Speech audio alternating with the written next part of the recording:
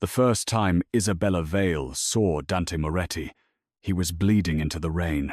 Not metaphorically, not beautifully, blading. His blood spread across the wet pavement in front of her apartment building like dark ink spilled from a broken bottle. It ran between the cracks of the sidewalk, mixed with the reflection of neon signs, and disappeared beneath the storm drain while New York rain hammered down on his black coat. He was sitting against the brick wall beside the service entrance of her building, one hand pressed to his ribs, his white shirt soaked red beneath an expensive black suit. Most people would have screamed. Most people would have crossed the street. Isabella stopped. She had just finished playing a private late-night piano set at a hotel lounge on Park Avenue, the kind of place where rich men drank whiskey slowly, and women in diamonds pretended not to be lonely. Her black dress was damp beneath her coat. Her fingers were still cold from the keys. Her umbrella had turned inside out 2 blocks ago. Then she saw him, a stranger, wounded, dangerous, still conscious. His eyes lifted to hers. They were dark, steady, and terrifyingly calm. "Keep walking," he said. His voice was low, controlled. Not a plea, a command. Isabella stared at him, rain dripping from her lashes. "You're bleeding." "I noticed. You need an ambulance." "No." She looked down the alley behind him. There were no sirens, no witnesses, no normal explanation for a man in a tailored suit bleeding outside her apartment at 2 a.m. "Were you stabbed?" she asked. He studied her face with unsettling intensity, as though committing her to memory. "Shot." Her stomach tightened. She should have run. Instead, she knelt. The man's eyes sharpened. "Do not touch me. You can bleed out while giving orders, or you can shut up and let me help." For the first time, something flickered across his face. Not softness, not surprise. Something colder. Interest. Isabella pulled off her scarf and pressed it hard against his side. He inhaled once, barely, but his expression did not change. "Who did this to you?" she whispered. "No one you should ever meet." Thunder rolled over the city. Somewhere far away, tires screamed against wet asphalt. The man turned his head slightly toward the sound. His body went still, not scared. "Ready? Go inside," he said. "No." His gaze cut back to her. "That was not a suggestion, and I'm not one of your men." A black SUV turned onto the street. Then another, then another. They moved without headlights for half a block, silent and predatory, their dark bodies sliding through the rain like sharks beneath water. Isabella froze. The man looked at her, and for the first time, his calm broke just enough for her to see the danger behind it. "You need to leave," he said quietly. Now, the first SUV stopped. Doors opened. Men stepped out. Not police. Not paramedics. Men in black coats, guns hidden but obvious in the way their hands stayed close to their bodies. Isabella rose slowly, heart hammering. One of the men saw her. His eyes moved from her face to the wounded man. "Boss," he said. "Boss." The word landed like a bullet. The wounded stranger pushed himself upright despite the blood. His men rushed toward him, but he lifted one hand, and they stopped instantly. Every single one of them, in the rain, in the street, as if the wounded man had more power half dead than they did fully armed. He looked at Isabella. His expression was unreadable. Then he said, "She was never here." One of the men nodded. Another opened the SUV door. Isabella backed toward the entrance of her building. The stranger's eyes never left her. "What's your name?" she asked, barely above a whisper. He said nothing. A man helped him into the SUV. Before the door closed, the stranger looked at her one last time. And somehow, Isabella knew her life had just split in two. Before him, and after, the SUV disappeared into the rain. By morning, There was no blood on the pavement, no scarf, no sign that anything had happened at all. Only Isabella standing by her window, staring down at the street, wondering why she could still feel the heat of his blood on her hands. For 7 days, nothing happened. That was what made it worse. Isabella went to rehearsal. She taught piano lessons to children whose parents paid too much and listened too little. She bought groceries at the corner market. She practiced Chopin until her wrists hurt.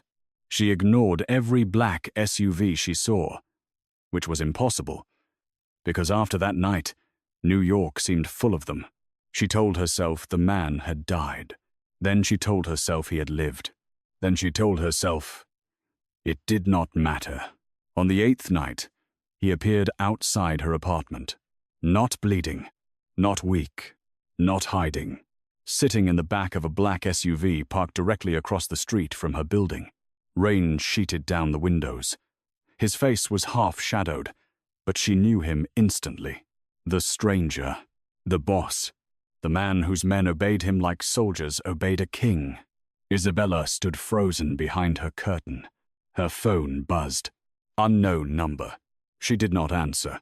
A text appeared. Open the door. Her mouth went dry. Another message came. Please. That word scared her more than the command. She stepped away from the window and locked the chain on her door. 10 minutes passed. 20. An hour. The SUV did not move. At midnight, she checked again. He was still there. At 2 in the morning, rain turned heavier, silver under the streetlights. He stepped out of the SUV. No umbrella. No coat over his head. Just a black suit. Rain soaking through his shoulders as he stood on the sidewalk and looked up at her window. Isabella's pulse beat in her throat. Her phone rang. This time, she answered. His voice entered her apartment like smoke. You should sleep. You're outside my building. Yes. Why? Silence. Then, because you saved my life. So send flowers. I did. She turned. On her small dining table sat an arrangement of white roses she had thrown in the trash that afternoon, after finding no card. I threw them out, she said. I know. A chill moved through her. You know? I saw. You watched me? I watched your building. That is not better. Another silence. Outside, he stood completely still, in the rain. You need to leave, she said. No. I'll call the police. You can. Are you threatening me? No. Then what are you doing? Keeping a promise. What promise? His voice lowered. One I should have kept years ago. Before she could ask what that meant, he hung up. Isabella did not sleep that night. In the morning, the SUV was gone, but at sunset, it returned. So did he. Night 2, then night 3. By the 4th night, the neighbors noticed. By the 5th, someone filmed him. By the 6th, the internet found the clip. A tall man in a black suit, standing outside a pianist's apartment in the rain, surrounded by black SUVs, refusing to leave. Nobody online knew his name. The underworld did, and by the 7th night, every criminal family in New York was whispering the same impossible sentence. Dante Moretti had lost his mind over a woman. Isabella learned his name from a warning. It came from Mr. Bellamy, the elderly man who owned the music school where she taught. He closed the door to her practice room and said, "Tell me you are not involved with Dante Moretti." The name made the air change. Isabella's fingers froze above the piano keys. Who? Mr. Bellamy looked suddenly older.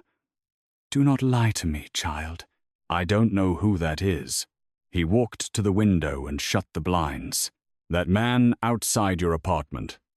That is Dante Moretti. She waited for him to continue. He did. He controls half the ports on the East Coast. Construction unions, private security, shipping, casinos, nightclubs. Men vanish after insulting him. Judges retire early after crossing him. Politicians smile beside him and pretend they aren't terrified. Isabella stood slowly. You're saying he's mafia? I'm saying mafia men are afraid to say his name too loudly. Her stomach twisted.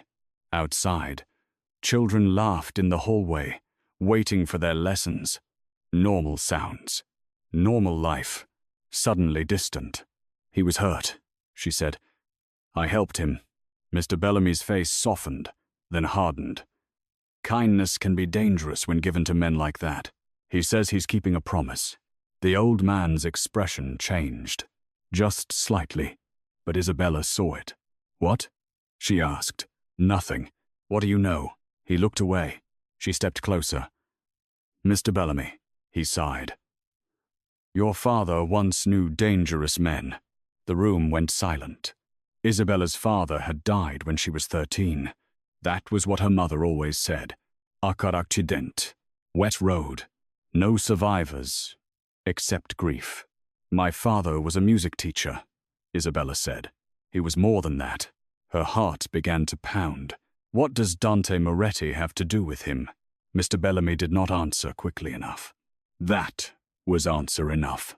Before she could push him, the glass behind the piano cracked. Not shattered, cracked. A small, dark hole appeared in the window. For one frozen second, Isabella did not understand. Then Mr. Bellamy grabbed her arm and dragged her down. The mirror behind them exploded. A gunshot. Children screamed in the hallway. Another shot tore through the blinds. Isabella hit the floor hard, ears ringing, breath gone. Mr. Bellamy covered her body with his own. Stay down. Outside, tires shrieked. Then came the sound of men shouting. Gunfire answered from the street. Not random. Controlled. Precisi. A black SUV slammed into view beyond the broken window. Dante Moretti stepped out into the rain with a gun in his hand. He did not run. He did not duck. He walked into the violence, like it had been waiting for him. A shooter emerged from behind a parked van. Dante raised his hand once. The shooter dropped. Isabella stared from the floor, horrified and unable to look away. Then Dante turned toward the shattered window. His eyes found her. Across rain, across glass, across blood and fear. His expression changed. Not much, but enough. The calm disappeared, and whatever replaced it was terrifying. He entered the building less than a minute later. The hallway went silent before he appeared, as if every person inside felt him before they saw him. Isabella was sitting against the wall, shaking Mr. Bellamy beside her with blood on his sleeve from flying glass. Dante stopped in front of her. His black coat dripped onto the floor. His gaze moved over her face, her hands, her body, searching for injury. Are you hit? He asked. No. His jaw tightened. Isabella. It was the first time he had said her name. She hated the way it sounded in his voice, like he had known it long before she gave it to him. You need to come with me. She laughed once, breathless and sharp. Absolutely not. A flicker crossed his face. Anger. Not at her. At the situation. At least 3 men just tried to kill you, and somehow you were already outside. I told you I was protecting you. No, you were watching me. Yes. The honesty stunned her. She stood, unsteady. You don't get to say that like it's noble. I never claimed to be noble. The hallway watched them in silence. Parents held crying children. Teachers hid behind doorways. Dante's men stood like a dark wall at the entrance. Isabella looked at him, furious and afraid. Why are people shooting at me? His eyes darkened. Because someone found out I care whether you live. The words landed harder than the gunfire. She stepped back.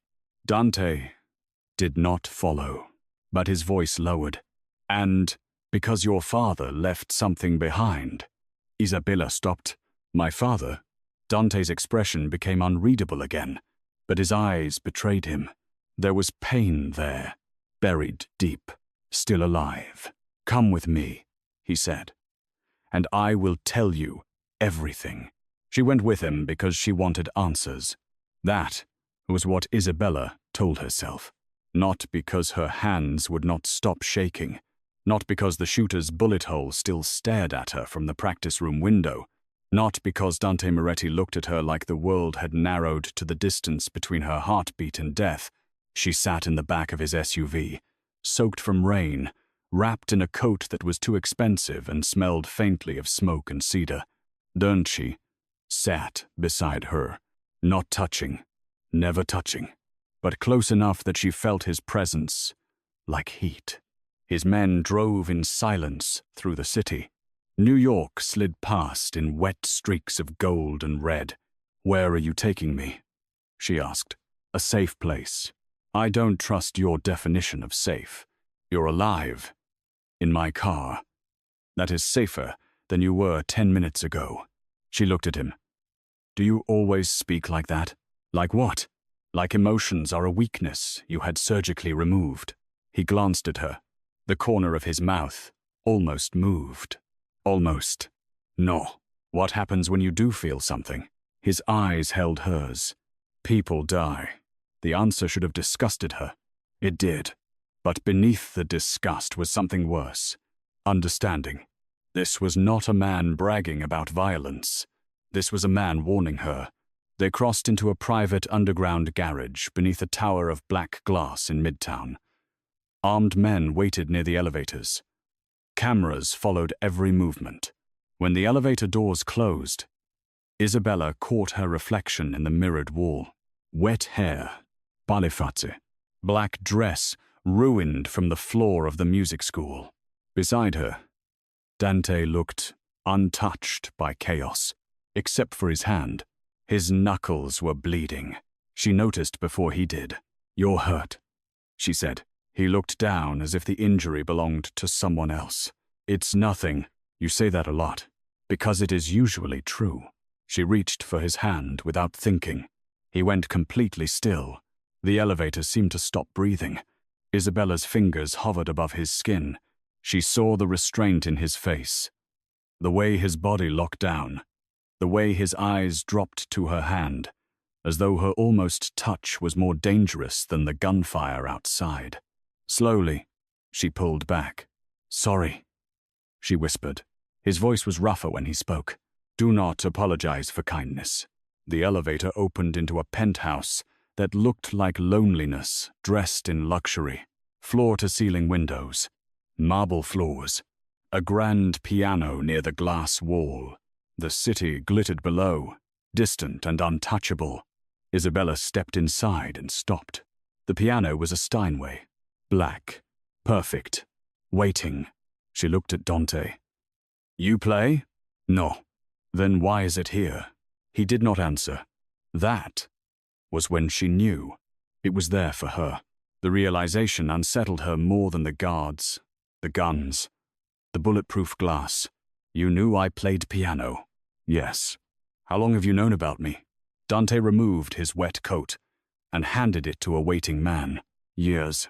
The room tilted slightly. "Years," she repeated. His silence confirmed it. Her anger came fast, because fear was underneath it. "You followed me for years? I searched for you for years. That is not less disturbing." "No," he said. "It isn't." "Why?" Dante walked to the bar, but did not pour a drink. His hand rested on the edge of the counter. For the first time, Isabella saw exhaustion beneath his control. "Your father's name was Gabriel Vale." She swallowed. "Yes, he did not die in a car accident." The words hollowed her out. Rain pressed against the windows. The city below seemed to vanish. "What did you say?" Dante turned back to her. "Your father was executed." Isabella's breath disappeared. "No, I'm sorry. No." She backed away, shaking her head. "No, my mother told me." "Your mother told you what she had to tell you to keep you alive." Her eyes burned. "Do not stand there and rewrite my life." "I am not rewriting it. I am telling you who erased it." "Who?" Dante's jaw tightened. "Viktor Sokolov." The name meant nothing to her, and somehow that made it worse. Why would someone kill my father? Because your father saved me. The room went still. Dante's voice lowered. I was 17 when Sokolov ordered my execution. My own bloodline had betrayed me. I was tied to a chair in an abandoned church in Queens. Your father was supposed to deliver the final message before they killed me. Isabella barely breathed. He cut the ropes instead, Dante said. He put a gun in my hand and told me to run. Why? Because he said no child deserved to die for the sins of powerful men. Her father's voice came back to her suddenly. Soft, warm, always telling her that mercy was not weakness. A tear slipped down her cheek before she could stop it. Dante saw it. His expression hardened with restraint, as if her pain was something physical he wanted to destroy. He died for you? She whispered.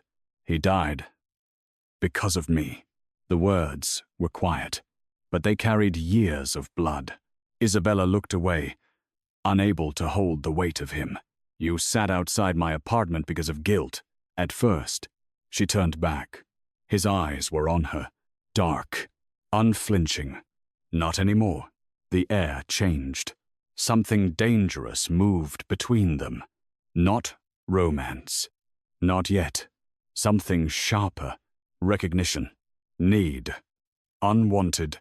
And unnamed. Before either of them could speak, a phone buzzed in Dante's hand. He read the message. His face became stone. What? Isabella asked. He looked up. Sokolov knows you're with me. A pause. Then the lights of the penthouse went out. The emergency lights came on red. The entire penthouse transformed into a blood-colored dream. Dante moved. Before Isabella understood what was happening, he caught her wrist, not hard, but absolute, and pulled her away from the windows. The glass exploded. Bullets tore through the room where she had been standing. The city lights fractured behind a storm of glittering shards. Isabella screamed. Dante pushed her behind the grand piano and covered her body with his. For one breath, she was trapped beneath him, surrounded by the smell of rain, gunpowder, and his skin. His arm shielded her head. His heartbeat was steady. Hers was wild. Stay down, he said against her ear. Gunfire erupted from the hallway. His men responded. The penthouse became chaos. Glass, smoke, shouting. The piano above them rang with the impact of bullets, each note broken and violent. Isabella clutched Dante's shirt. He looked down at her. In the red emergency light, his face was inches from hers. For one impossible second, everything outside them faded. His gaze dropped to her mouth, then back to her eyes. He almost touched her cheek. Almost. Then he stopped himself, like the act would ruin them both. Dante, she whispered. His name sounded different now. He closed his eyes for half a second. When he opened them, the Mafia Boss had returned. We move. He pulled her through a hidden panel behind the bookcase into a narrow service corridor. They descended metal stairs while alarms screamed above them. Isabella's bare feet slipped on the cold steps. Dante noticed instantly. He lifted her into his arms. She gasped. Put me down. No, I can walk. You can argue later. He carried her down 20 flights, like she weighed nothing. At the bottom, they entered an underground tunnel lined with dim lights and concrete walls. A man waited with weapons and keys. South, exit is compromised, he said. Dante's expression did not change. Then we take the river. The harbor? Now. Isabella stared at him. How many escape routes do you have? Enough. That's not normal. My life has never rewarded normal. They emerged into a private dock beneath the city, where black water slapped against steel beams. Rain poured beyond the tunnel entrance. A speedboat waited, engine already running. As Dante helped her in, another explosion shook the ground behind them. She looked back. His penthouse burned high above the city, smoke curling into the storm. You're losing everything, she said. Dante looked at the burning tower, then at her. No. The boat shot into the rain. Behind them, New York blurred into lights and sirens. Isabella sat wrapped in a blanket, shivering. Dante stood near the stern, phone to his ear, issuing orders in a voice so calm it chilled her. Find the leak. Close the ports. No one leaves Manhattan without my permission. A pause. Then call her. If Sokolov wants war, give him the city. Isabella watched him. This was the man everyone feared. The man who could turn a city into a battlefield with one sentence. And still, when he ended the call and looked at her, his first question was, "Are you cold?" She laughed, but it broke halfway. "You're insane." "Yes." "You just declared war." "Yes." "Because of me." His eyes held hers through the rain. "Because someone tried to kill you." "That's not an answer. It is the only answer that matters." She looked away before he could see what those words did to her. The boat cut through the Black River toward a foggy harbor. Neither of them spoke, but Isabella knew something had changed. Danger had brought her into his world. Truth had trapped her there, and protection was beginning to feel dangerously close to possession. Dante took her to a hidden safe house on the edge of Long Island Sound. It looked nothing like she expected. Not a bunker, not a criminal fortress. A candle-lit mansion surrounded by storm-bent trees, iron gates, and gray ocean beyond the cliffs. Inside, everything was old wood, shadowed halls, and rooms that smelled of leather, salt, and history. "Whose house is this?" Isabella asked. "Mine. You own a lot of depressing places." He gave her a look. She almost smiled. Almost. A doctor arrived to examine her.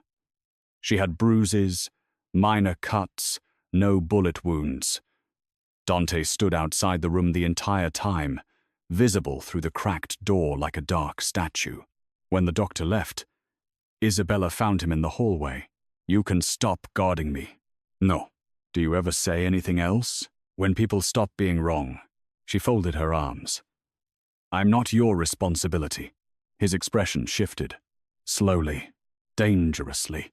"You became my responsibility the night your father died. I was 13. I know. Then where were you?" The question hit him. She saw it. A crack in the armor. "I looked," he said. "Not hard enough." His jaw clenched. "Isabella. No. You don't get to show up years later with secrets and armed men and act like that makes you honorable. I never asked you to think I was honorable." "Good. Because I don't." She turned to leave, but he spoke behind her. "I found your mother once." She stopped. "What?" "She begged me to stay away from you." Isabella turned slowly. Dante's voice was low. "She said if I ever came near you, Sokolov would follow. She made me swear I would protect you from a distance." Hianga faltered. "My mother knew?" "Yes. She lied to me my entire life. She kept you alive. That doesn't make it hurt less." "No," Dante said. "It doesn't." The silence that followed felt too intimate, too honest. She looked at his face and saw no apology for the violence, no softness for the world, but something buried so deeply it seemed to cost him to reveal it. Regret. Not performative. Not clean. The kind that had lived inside him long enough to become bone. "Why come now?" she asked. "Because Sokolov found you. And before that?" He looked at her. "Before that, I watched from far enough away to keep my promise and close enough to break it if you needed me." Her breath caught. It was terrifying. It was wrong. And some wounded part of her was grateful. She hated that most of all. That night, Isabella could not sleep. The storm beat against the windows. The mansion groaned like something alive. She wandered downstairs and found the music room. There was another piano. Of course there was. She touched the keys lightly. A soft note filled the room. Then another. She began to play. Not for him. Not for herself. For the girl who had lost her father to a lie and never been allowed to mourn the truth. The melody was quiet at first. Then it broke open. Grief moved through her fingers. Anger, confusion, fear. When she finished, Dante stood in the doorway. She did not turn around. "How long have you been there?" she asked. "Long enough. You put pianos everywhere." "Yes." "Why?" He stepped into the room. "Because when I couldn't protect your life directly, I protected what made you want to live it." Her throat tightened. "That is the most disturbing romantic thing anyone has ever said to me. It was not meant to be romantic." "No," she whispered. "That's the problem." He came closer. Slowly, the firelight moved across his face. She looked up at him. For the first time, she saw not a crime lord, not a shadow outside her apartment, not a man with blood on his hands. She saw a boy tied to a chair in an abandoned church, saved by her father, punished by surviving. Dante lifted his hand. For one breath, she thought he would touch her. Her cheek, her hair, anything. Instead, his hand closed around the edge of the piano. Restraint. Always restraint. "You should hate me," he said. "I'm trying." His eyes darkened. "Try harder." "Why?" "Because wanting me near you will ruin you." She stood. They were too close now. Close enough for warmth. Close enough for disaster. "Maybe I'm tired of men deciding what ruins me." Something flashed in his gaze. Pride, desire, fear. Before he could answer, a phone rang from the hallway. He stepped back immediately. The distance felt violent. He took the call. His expression changed. When he returned, the man in him was gone. Only the boss remained. "What happened?" Isabella asked. "Your mother is alive." The room tilted. Isabella grabbed the piano. "No." Dante's voice was grim. "Sokolov has her." The video arrived at dawn. Isabella watched it on Dante's phone with both hands shaking. Her mother sat tied to a chair beneath a single hanging light. Older, thinner, alive.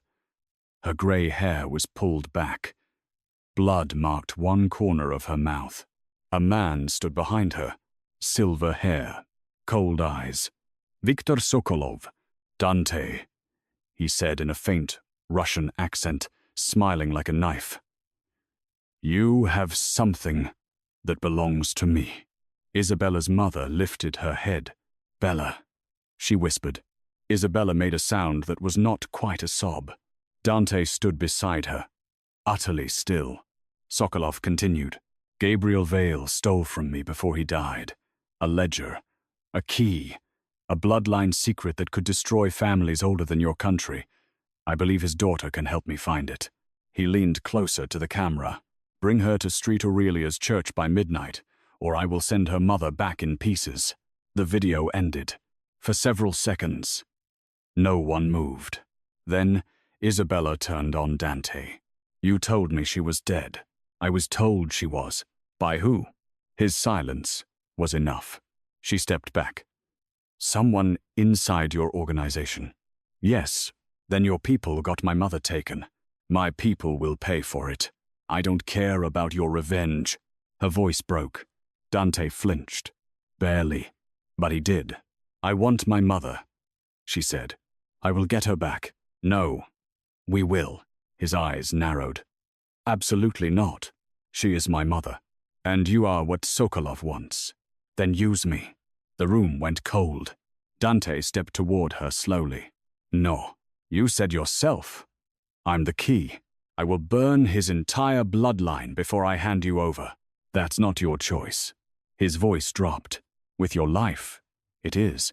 She slapped him. The room went silent. His men froze. No one breathed. Dante's face turned slightly from the impact. Slowly, he looked back at her. There was no rage in his eyes, only something worse. What? Controlled. Buried instantly. Isabella's hand shook. "You do not own me," she whispered. His Chasa held hers. "No," he said quietly. "But I will not watch another Vale die for me." Her anger collapsed into grief. He turned to his men. "Leave us." No one hesitated. When they were alone, Dante walked to the window. The ocean below was grey and violent. "I was supposed to die in that church," he said. "Your father changed the ending. For years I told myself survival meant power, so I built enough of it that no one could ever put me on my knees again." He looked back at her. "Then I found you." Isabella said nothing. "At first, you were a debt, then a promise, then a habit." His jaw tightened. "Then you played piano in a room full of strangers, and I realized I had spent years protecting a life I had no right to want." Her breath caught. Dante looked away first. "I do not know how to want," gently. The confession slipped beneath her skin. "You don't get to use that as an excuse." "I'm not." "Then let me choose." His eyes returned to hers. "I can't." "You can. You just don't want to." For a long moment, the only sound was the storm. Then Dante said, "If you go into that church, Sokolov will try to break me through you, and if I don't, he kills my mother. I know. So what do we do?" Dante's face became calm again. Too calm. "We make him believe he won." Street Aurelia's church stood abandoned on the edge of Queens, trapped between old warehouses and a foggy harbor. Its stained glass windows were broken. Its doors were scarred. Its bell tower leaned like it had been wounded years ago and never healed. "This is where your father saved me," Dante said from the SUV. Isabella looked at the church through the rain. Midnight. Of course, Sokolov liked theater. So did men who believed pain should have an audience. Dante's plan was simple. Too simple. Isabella would enter with him as if he had surrendered. His men would surround the area unseen. A second team would breach from the tunnels beneath the church. A sniper would cover the bell tower. "You make crime sound like architecture," she said. "It often is." She looked at him. He wore black, as always. Calm, as always. But his hands were bare tonight. No gloves, and she could see the tension in them. "You're afraid," she said. His eyes stayed on the church. "Yes." The honesty stunned her. "For yourself?" "No." She looked away. The car felt too small, too full of everything they were not saying. "Don't you?" He turned. She wanted to say something that would protect them both. "Do not, Dee. Do not leave me. I'm scared. Because I trust you." Instead, she said, "My father gave you a second chance. Don't waste it trying to die beautifully." A faint, broken breath left him. Almost a laugh. Almost pain. "I don't do anything beautifully." "That's not true." His eyes held hers. For 1 second, the city, the church, the war, all of it disappeared. He lifted his hand. This time, he touched her. Not her mouth, not her body, just the back of her hand. His thumb brushed her skin once. A restrained, devastating tenderness. Then he let go. "Stay behind me," he said. Together, they walked into the church. The inside smelled of dust, rain, and old blood. Candles lined the aisle, dozens of them. At the altar, Isabella's mother knelt with a gunman behind her. Viktor Sokolov stood beneath a broken stained glass window, smiling. "Dante Moretti," he said, "the boy who should have died." Dante's voice was calm. "Viktor, Sokolov's gaze moved to Isabella, and Gabriel's daughter. Your father had the same eyes, too honest for this world." "Let my mother go," Isabella said. Sokolov smiled wider. "Brave. Like him. That is unfortunate." Dante stepped slightly in front of her. Sokolov noticed. "Ah," he said softly. "So the rumors are true. The untouchable man touched at last." Dante said nothing. "You sat in the rain for 7 nights," Sokolov continued. "Do you know how the families laughed? Dante Moretti, reduced to a dog beneath a woman's window." Dante's face did not change, but Isabella felt his stillness sharpen. Sokolov gestured toward Isabella's mother. The ledger, Miss Vale. I don't have it. No. But your father gave you the key. I don't know what you're talking about. Sokolov sighed. Then he shot the gunman beside Isabella's mother in the head. Isabella screamed. Her mother collapsed sideways. Still alive. Crying. Sokolov lowered the gun calmly. I dislike repeating myself. Dante's men moved in the shadows. Isabella saw one near the balcony, another behind a column. But Sokolov smiled. Do you think I came alone? The church doors slammed shut behind them. Men emerged from the side aisles, guns raised. A trap. Dante's jaw tightened. Sokolov looked delighted. The great Dante Moretti, always prepared for betrayal, except when emotion makes him stupid. He pointed the gun at Isabella. Dante moved instantly. Not forward. In front of her, the gunshot cracked through the church. Dante's body jerked. Isabella stopped breathing. Blood spread across his shoulder. He did not fall. He did not even look at the wound. His eyes stayed on Sokolov. You should have aimed better, Dante said. Then the church erupted. Gunfire shattered the candles. Men screamed. Stained glass rained down in colored shards.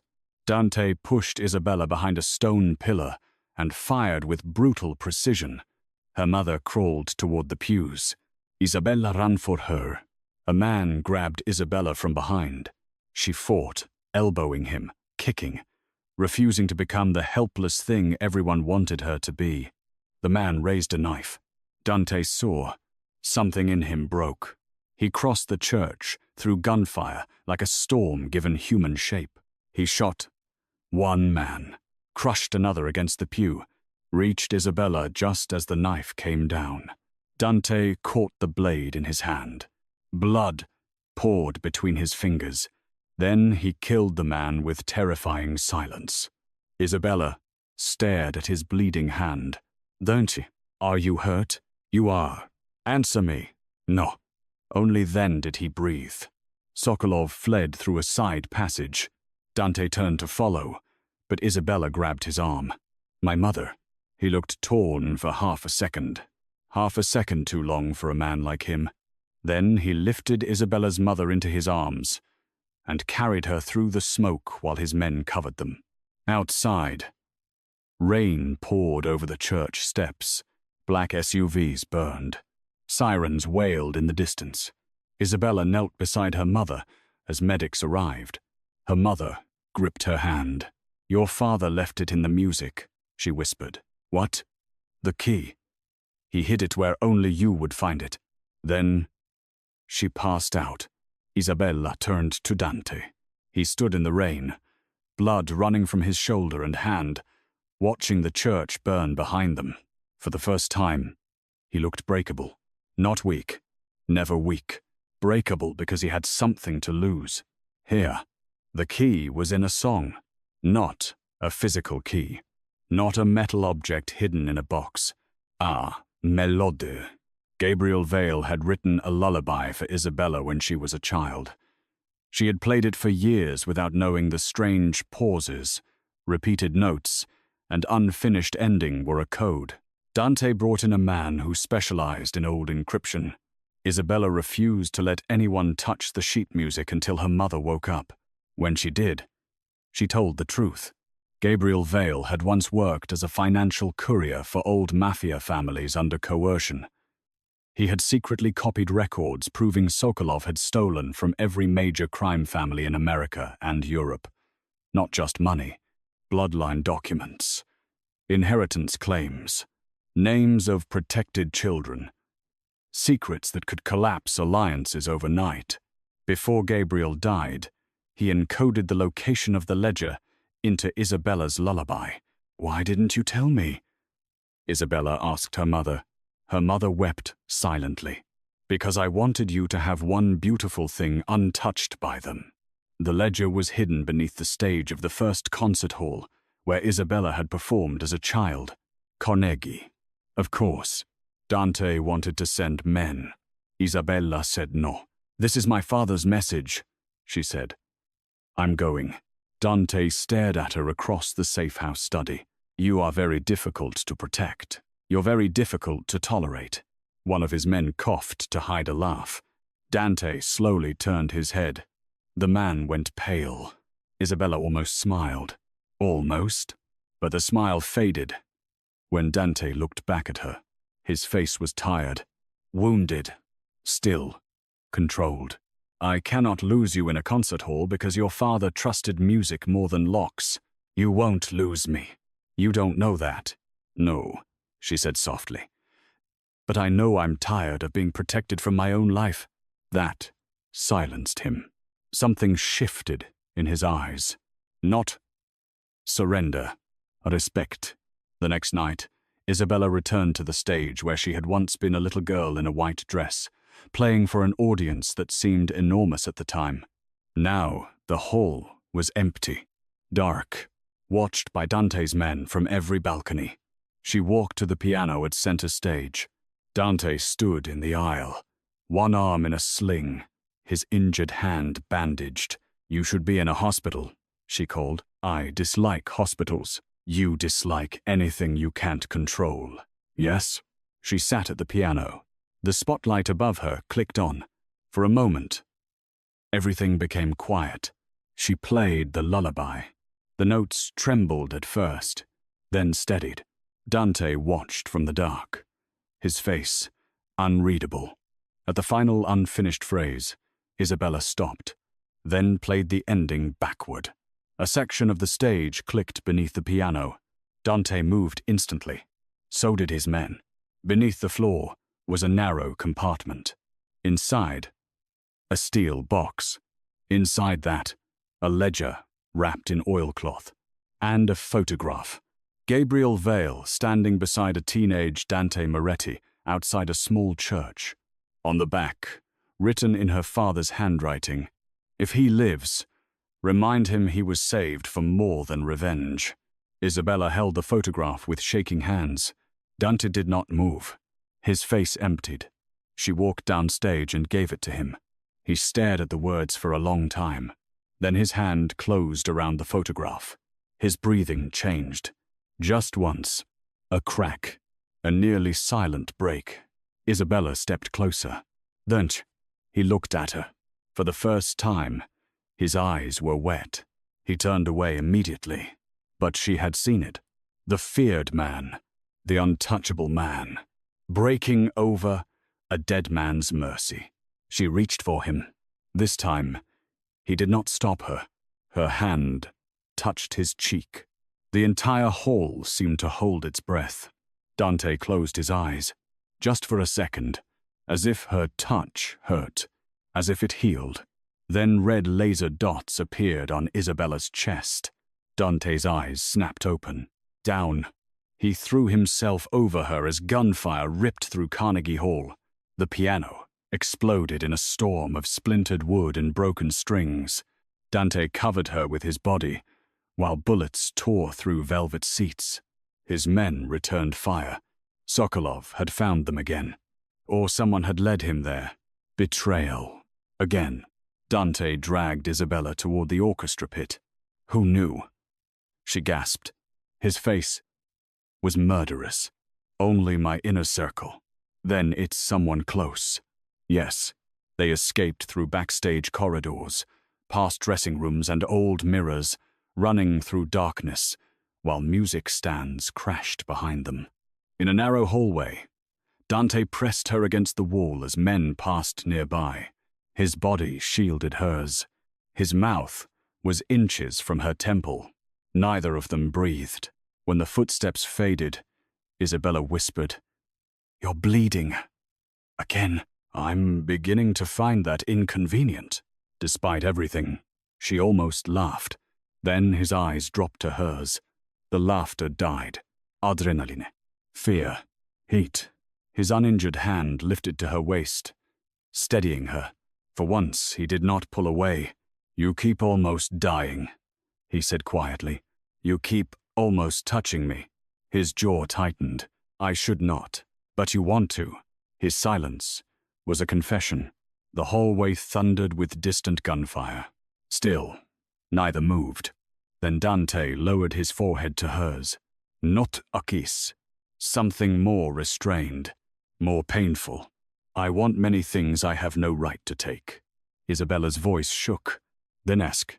Before he could answer, his phone vibrated. He looked at the screen. His expression turned to ice. What is it? She asked. He handed her the phone. A message from an unknown number. You are protecting the wrong woman. Ask her mother what Gabriel really stole. The betrayal was not inside Dante's organization. It was inside Isabella's family. Her mother confessed at sunrise.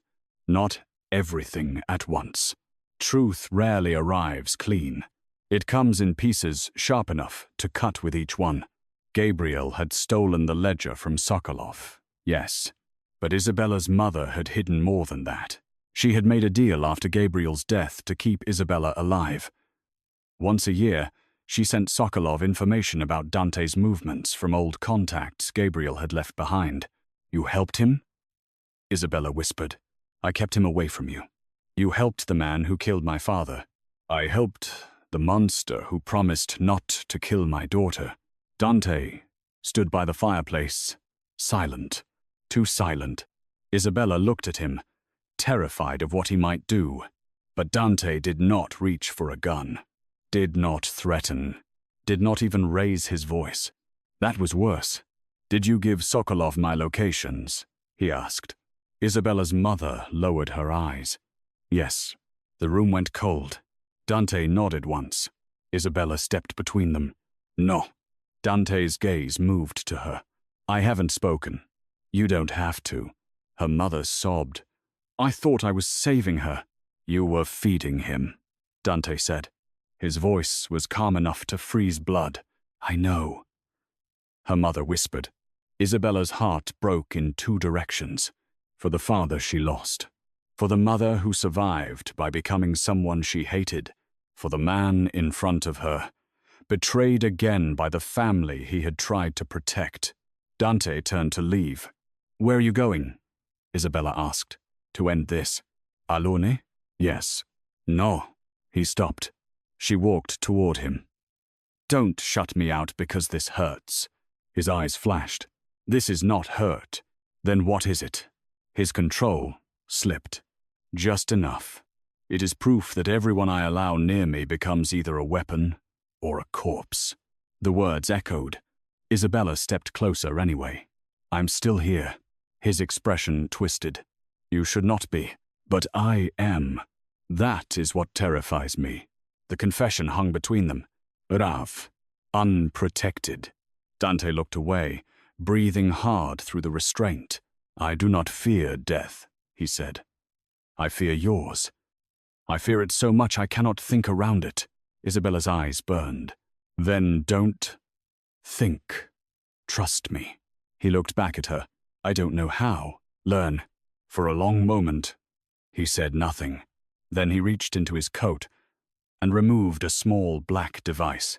He placed it in her hand. What is this? A tracker. She stared. Don't you? You said trust you. I am trying. This is me not locking you in a room. She should have been furious. Instead, she understood the twisted honesty of it. You're impossible. Yes. She closed her fingers around the device. I'll carry it. But not because you own me. His gaze softened by a fraction. Because you choose. Yes? He nodded once. It felt like a vow. Their plan formed around the ledger. Sokolov did not just want Isabella. He wanted the old families to believe Dante had stolen from them. If the ledger became public within the underworld, Sokolov's alliances would collapse. But to release it, they needed access to an underground auction held beneath a luxury hotel in Manhattan, where Sokolov planned to sell pieces of the information to the highest bidder. A black tie event. Diamonds. Champagne. Weapons hidden beneath silk. Isabella would attend as the pianist. Dante would arrive as himself. Not hiding, not surrendering. Declaring war in a tuxedo. The ballroom beneath the hotel glittered like a beautiful crime. Crystal chandeliers. Gold walls. Black marble floors polished enough to reflect every lie. Men who had ordered murders smiled over champagne. Women in couture carried secrets behind their eyes. At the center of it all, Isabella sat at a white grand piano, wearing a midnight blue gown Dante had not chosen, but clearly hated every man for noticing. She felt his gaze before she saw him. Dante entered the ballroom in a black tuxedo, surrounded by men who looked elegant enough for a magazine and dangerous enough for a funeral. The room quieted. Not fully. Just enough. Fear has a sound. It is the slight pause before conversation pretends to continue. Dante crossed the room without looking left or right. His eyes found Isabella. For 1 second, the entire ballroom disappeared. Then another man approached her. Tall, handsome, smiling. "Miss Vale," he said. "Your playing is exquisite." Dante stopped walking. Isabella noticed. So did everyone else. The man noticed too, which made him foolish enough to enjoy it. "I would love a private performance sometime," he added. Isabella smiled politely. "I don't play for men who mistake music for invitation." A few nearby guests heard. The man's smile tightened. Dante's mouth almost curved. Almost. Then Sokolov appeared at the top of the stairs. Silver-haired, calm, victorious. "Dante," he called. "I wondered if grief would make you late." Dante turned. "No, but your death may make me patient." A murmur passed through the room. Sokolov smiled. "Always dramatic. You hired gunmen in a concert hall. Do not lecture me on restraint." Sokolov's eyes slid to Isabella. "And yet here she is. Your little pianist, your weakness in silk." Dante's face became empty. That was when Isabella knew he was most dangerous. Sokolov lifted a glass. "To love," he said. "The oldest way to make powerful men stupid." Dante walked toward him. Every guard in the room shifted. Isabella's fingers returned to the keys. She began to play. The lullaby. Soft at first. Then, stronger. Hidden beneath the melody, Dante's tech team triggered the ledger release through the hotel's private network. Screens around the ballroom flickered. One by one, names appeared. Accounts. Murders. Betrayals. Sokolov's secrets spilling across every screen in gold-framed luxury. The ballroom erupted. Men shouted. Guns appeared. Alliances shattered. In real time, Sokolov's face changed. For the first time, he looked afraid, then furious. He lunged for Isabella. Dante moved faster. A gunshot cracked. The chandelier above the piano shattered. Glass rained down.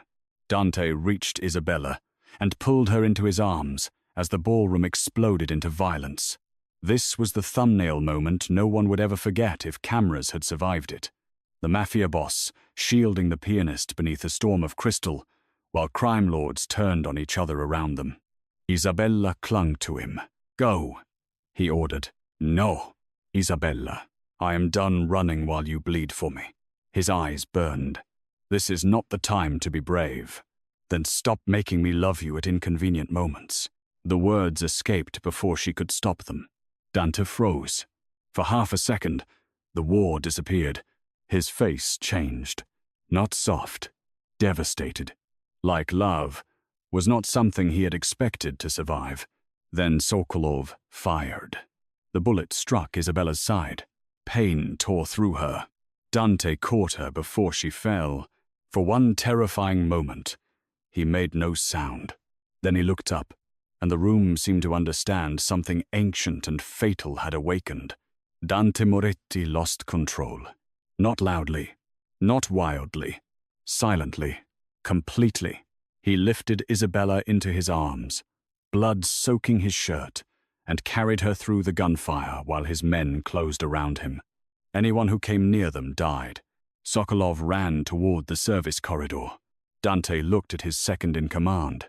"Bring him to me alive." His voice was barely human. Then he looked down at Isabella.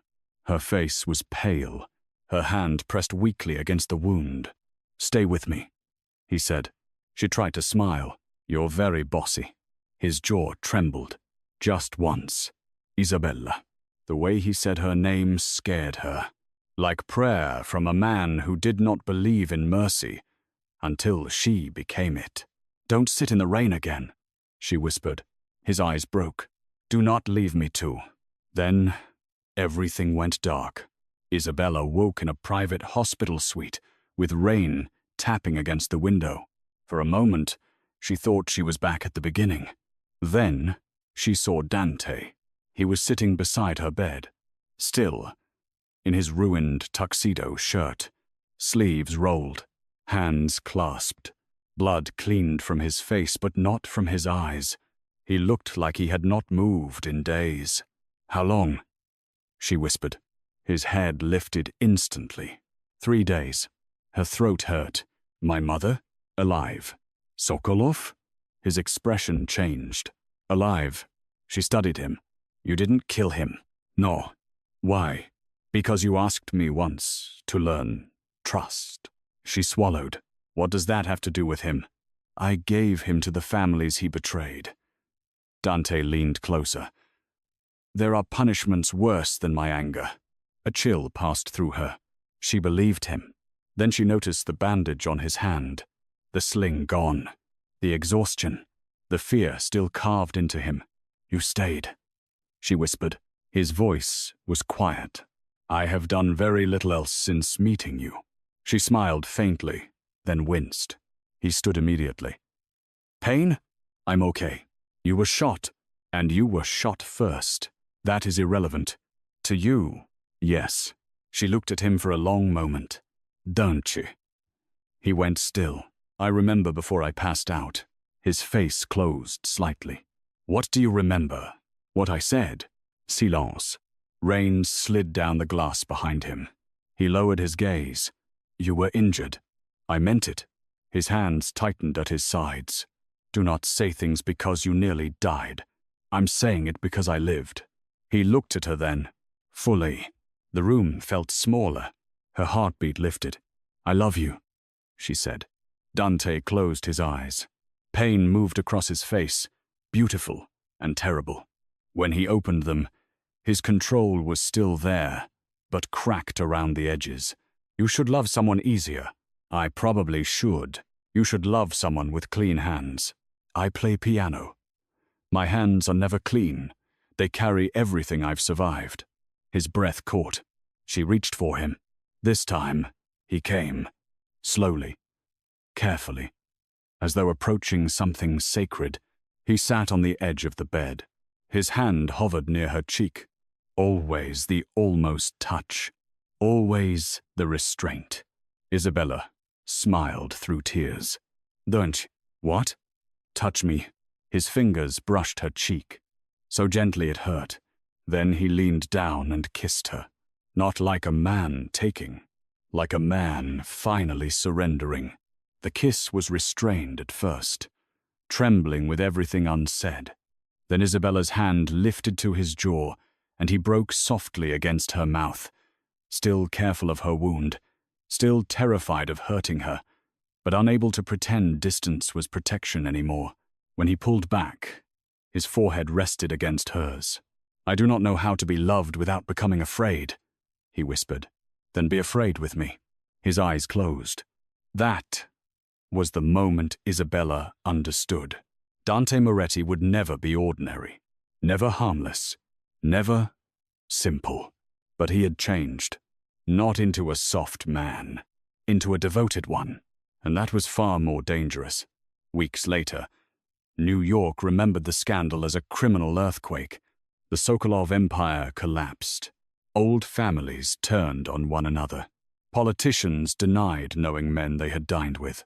Luxury hotels changed owners overnight. The newspapers called it a power shift. The underworld called it a massacre without bodies. Isabella called it survival. She returned to her apartment only once. Rain fell that night. Soft and silver. Dante came with her. though he waited outside the door while she packed the last of her things. She found the old scarf she had used to stop his bleeding folded in a drawer, cleaned, returned. No note. She held it for a long time. When she stepped outside, Dante stood in the hallway. "You kept it," she said. "Yes." "Why?" His eyes moved over her face. "Because it was the first thing you gave me. It was covered in your blood." "Yes." "You are impossible, I've been told." She laughed, softly, then looked past him toward the window at the end of the hallway. The street below glowed with rain. For 7 nights, he had sat there, a feared man beneath her window. A warning, a promise, a confession he had not yet known how to speak. "Did you really sit there every night without sleeping?" she asked. "Yes." "Why 7? He was quiet for a moment. "Because on the 7th night, I decided if you still refused to see me, I would leave." She turned to him. "But you didn't leave." "No." "Why?" His expression softened in that barely visible way she had learned to read. "Because you looked out the window." Her heart tightened. "I was angry. You were alive." The answer undid her. She stepped closer and took his hand. He lit her. Outside, a black SUV waited. Not a cage now. Not an escape. A choice. Months later, Isabella performed again. Note, in a hotel lounge, not in a hidden room. At Carnegie Hall, restored after the attack, every seat filled. Her mother sat in the front row, older from grief but alive. Mr. Bellamy sat beside her, one arm still stiff from the shooting, smiling like he had never been afraid of anything. And Dante stood in the back, not seated, never comfortable being watched. Black suit, calm face, eyes only on her. Before Isabella began, she looked toward him. The audience saw a pianist preparing to play. Dante saw the woman who had walked into his blood and refused to keep walking. She played her father's lullaby, but this time, she finished it differently. Not as a code, not as a secret, as an ending. No, as a beginning. The final note hung in the hall like breath after a storm. The audience rose. Applause thundered around her, but Isabella looked only at Dante. For a second, the feared Mafia Boss stood completely still. Then he did something no one in that room understood. He placed one hand over his heart. For Gabriel Valle, for the debt that had become devotion, for the woman who had taught him survival was not the same as living. After the concert, Isabella found him waiting outside beneath the marquee. Rain fell lightly over New York. Again, always rain. "You know," she said, stepping beneath the awning, "most men bring flowers after a performance. I bought the building across the street." She stared at him. "Don't she? It has better security sightlines. You cannot buy buildings every time you feel something." "I disagree." She laughed, and the sound changed his face, softened it just enough to reveal the man beneath the empire. He held out his hand. She took it. The city moved around them, bright and wet and alive. A photographer across the street captured the image before Dante's men could stop him. The next morning, it spread everywhere. The Mafia Boss and the pianist standing in the rain, his coat around her shoulders, her hand in his eyes lowered to her, like the entire violent world had gone quiet. The headline asked what everyone had been asking since the beginning. Why did Dante Moretti sit outside her apartment for 7 nights? Isabella knew the answer now. Not obsession alone. Not guilt. Not control. He had been waiting outside the life he thought he did not deserve to enter. And somehow, against every rule of his world and hers, she had opened the door.